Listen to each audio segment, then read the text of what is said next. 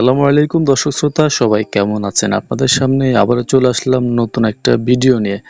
আপনারা অনেকেই আমাদের কাছে জানতে চেয়েছেন যে ইমুতে যে ভয়েস ক্লাব গ্রুপটা অন হয়ে থাকে সেই ভয়েস ক্লাব গ্রুপটা অফ করবেন কিভাবে?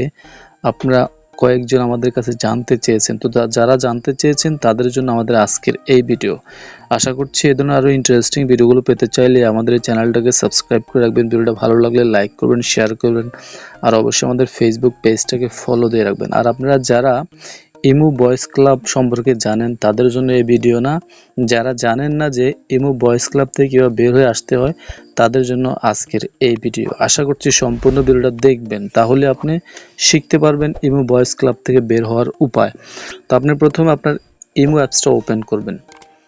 ইমো অ্যাপসটা ওপেন করার পরে দেখেন আমার এখানে একটা ভয়েস ক্লাব শো করছে। দেখেন 2 নম্বরে এই যে ভয়েস ক্লাবটা, এই ভয়েস ক্লাবটা আমি বন্ধ করে দেব। তো কীভাবে বন্ধ করব? আপনি যখন ইমোতে আসবেন, আসার পর আপনার যে প্রোফাইল যে পিকচার আছে তার উপরে ক্লিক করে দেবেন। ক্লিক করলে এখানে 3 নম্বরে একটা অপশন পাবেন সেটিংস নামে। এই যে সেটিংস অপশনটা, এটাতে ক্লিক করবেন। ক্লিক করলে আপনাদের এখানে প্রথমে একটা অপশন পাবেন নোটিফিকেশান, 2 নম্বরে ফিউশন, এটাতে ক্লিক করে দেবেন। ক্লিক করলে দেখেন আমার এখানে ভয়েস ক্লাব যে অপশনটা এটা অন দেখাচ্ছে।